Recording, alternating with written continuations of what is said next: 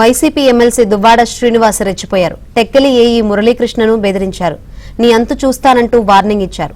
విద్యుత్ బిల్లులు పెండింగ్ లో ఉండడంతో దువ్వాడ నివాసానికి విద్యుత్ సరఫరా నిలిపివేశారు. దీంతో దువ్వాడ రెచ్చిపోయారు.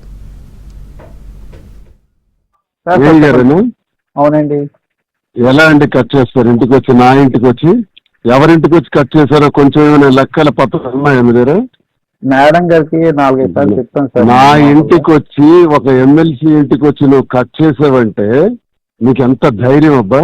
నీకు ఒక 40-50 కనెక్షన్స్ ఇస్తాను, దమ్ముంటే కట్ చేయి.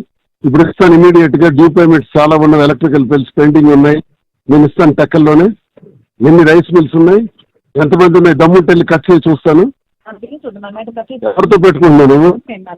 కట్టిన బిల్లు ఎలా కట్ చేస్తావు నాకు చెప్పు. నీ మీద కన్స్యూమర్ కోర్టుకి వేసి లాగి నీ జీవితం మొత్తం చీడ్చి పెడతాను. ఎవరితో పెట్టుకున్నావు చూపెడతాను. కట్టిన బిల్లు డి మాధురి పేరున బిల్లు కట్టింది. నువ్వు ఏ రైట్స్ తో కట్ చేసావు నాకు చెప్పు ఇప్పుడు ఎక్స్ప్లెనేషన్. మాధురి నేను అడగలేదు సార్, ఓన్లీ అక్వరం ఉంది కదా,